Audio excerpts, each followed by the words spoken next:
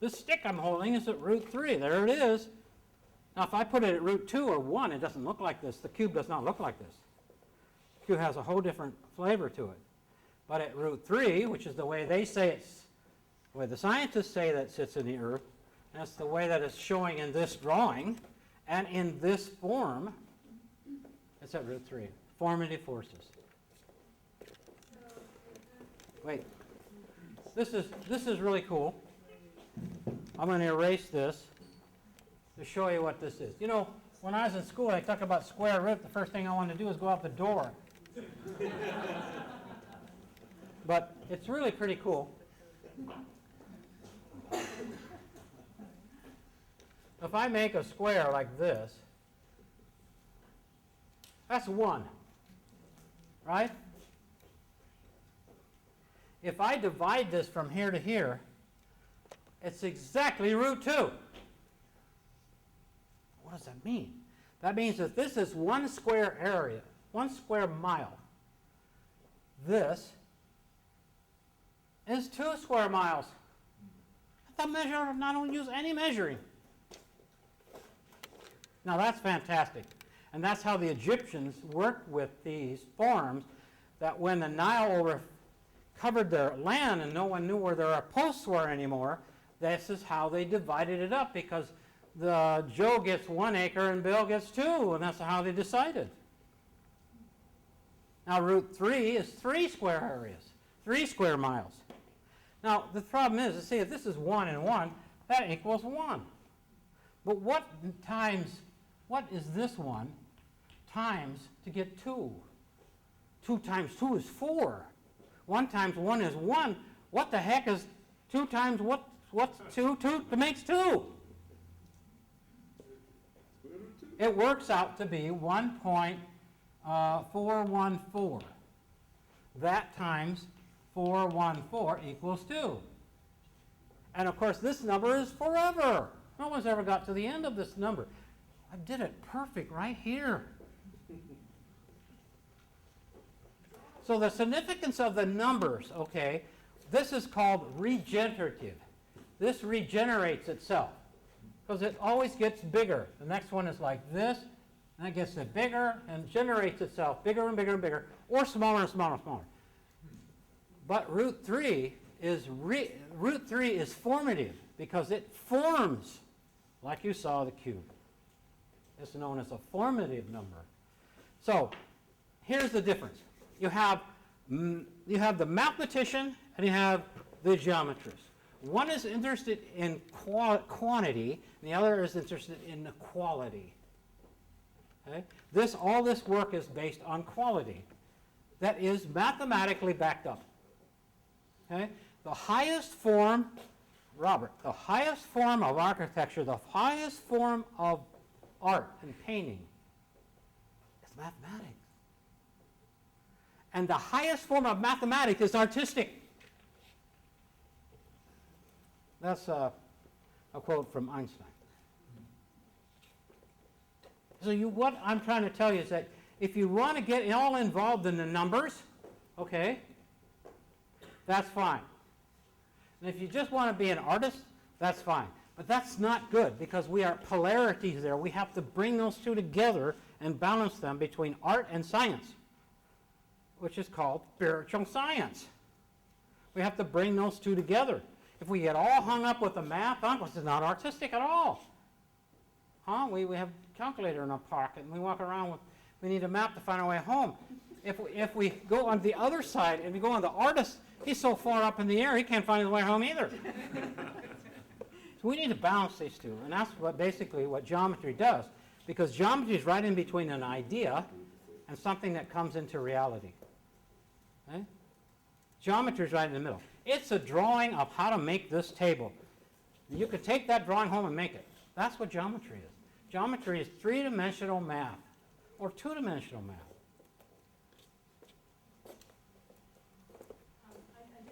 Lots of these mathematicians will come to me afterwards and, well, how do you know this is true? I said, well, how do you know it isn't? And so the person who is always thinking mathematically, yeah, and trying to find, they're the skeptics of the world. They are always skeptic. They're skepticism. You got these people over here that the artist, huh? Okay, they're way too out there. They're way too, they're in a cloud or something, okay? And that's not the idea. This is a polarity. We don't want to just think of measure, measure, measure, measure, because that's all science does. They develop more and more machines that develop more and more measurements. They got measurements everywhere, okay? But they can't put it together. They can't. What the hell does this measurement mean? What does this mean? What is it? They don't know. Over here, we got the artist. Hey, I can tell you what it means. Oh, yeah, well, show me. Oh, I can't do it. I don't know how to do that. We need both. And that's the balance, and that's what the heart wants. The heart wants that too. Heart wants that balance. So the artistic part, okay, they always say that there's a book out written by a guy here. It's called, I think it's called The Art of Physics. And he says that every major discovery is discovered by an artist first. And then the mathematician finds out if it's true or not. Proofs. Okay? But the art comes first, and then the science. Okay? So who knows, there might be something in here that the scientists can take, okay, and go with it and run with it. And that's what I like. And if they don't find something in here, I don't care either. So I'm having a good time.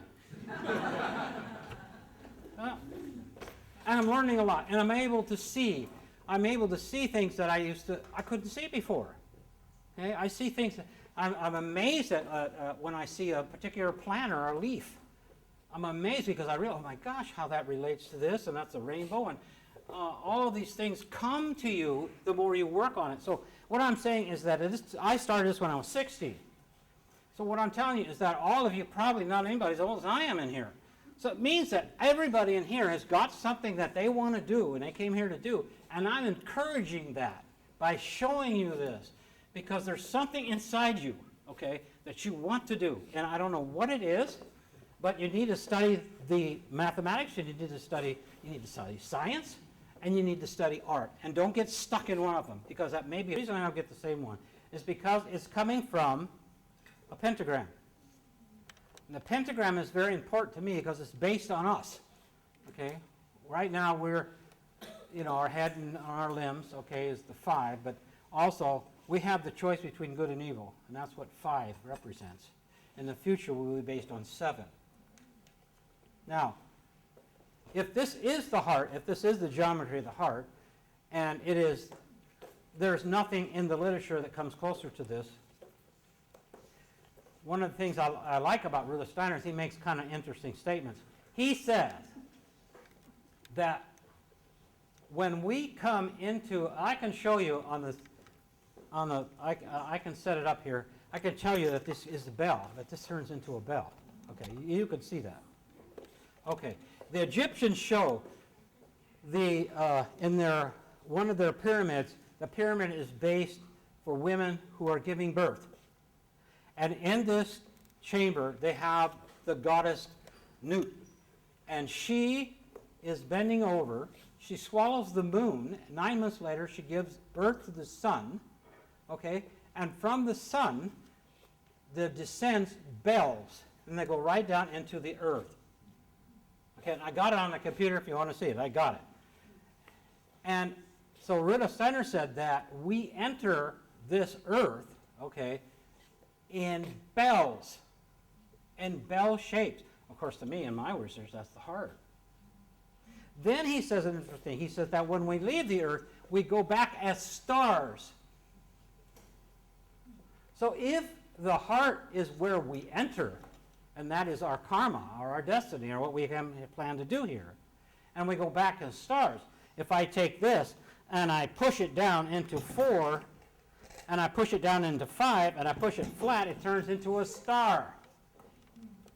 So this is the only thing I can say that I have found that is any kind of logic into what Rudolf Steiner says, that our heart would go back, okay, as a star. 2 dimensions. We go from 3 dimensions to 2 dimensions. We come from 2 dimensions into the 3rd. That's why when we're babies, we can't reach for anything. We have to learn the 3rd dimension. We don't bring the 3rd dimension with us. We bring in the 2nd dimension. We learn the 3rd dimension. So that's kind of the reason I don't look for the perfect one that has all equal surface areas perfectly. I could find it. But this is more important to me, is based on the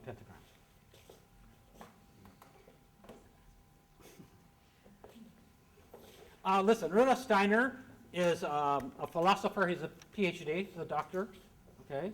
And he died 80 years ago or so. And the idea is Rudolf Steiner has given a whole bunch of stuff that's unbelievable. Okay. That doesn't mean you have to follow him. Doesn't mean you have to copy the guy. You can do your own research. Okay, then it becomes yours. It becomes your research, not Rudolf Steiner. So that's why I don't do much quoting, but I do bring him in once in a while, because he has some pretty cool things to say. Okay? But, hey, listen, I found stuff that's not right. I know it's not right. And he uses the idea that he always gives two views to everything, so you don't know which one to copy. I think he also gives two views, because he doesn't know either. You know, he's lived in a house just like we did.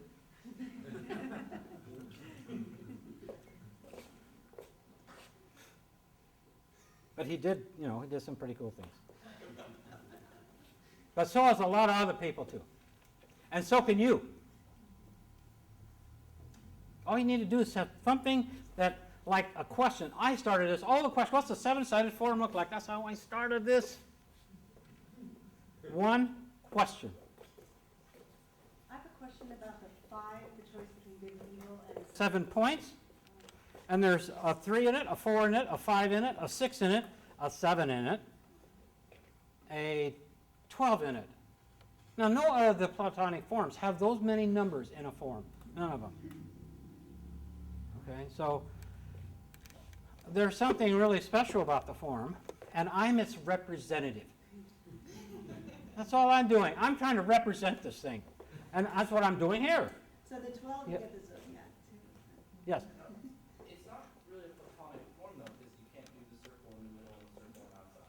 No, please don't think this is the Platonic form. It's not. Okay? This is a semi-regular form. Okay? It's asymmetrical. So if you put a circle in here, you can put a circle all the way around it. But you can't put a circle inside and have it touch all the faces. No, you can't do that. But I did do one thing that I told you I never do, and I truncated it. I decided to cut the corners off, which I told, we got to get beyond that. But this one is beyond it already, so I decided to cut the corners off. And I didn't bring it, but I got a whole new form. It has 13 sides. There's no 13-side object out there. That was cool. Yes? Back to your comment about art and Wait, let me come back. A number of forms that there aren't any representatives for. Okay? They said that there was not an 11. And so I said, there wasn't an 11, huh? So I knew how I found this, okay? And in 20 minutes, I found an 11.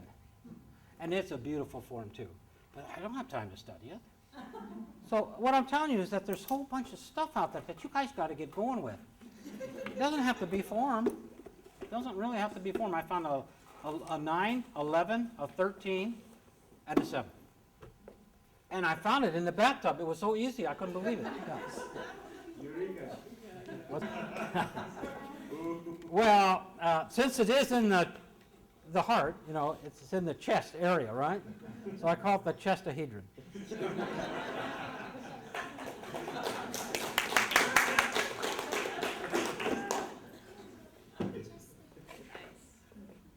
So, is that it, Willow, or what?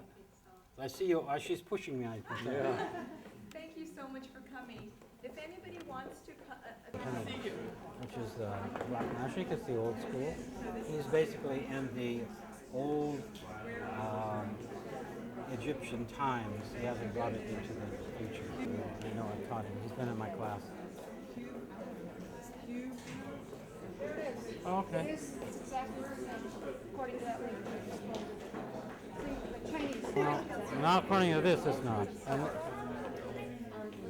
Right, that's what I'm saying. Okay. Well, I know.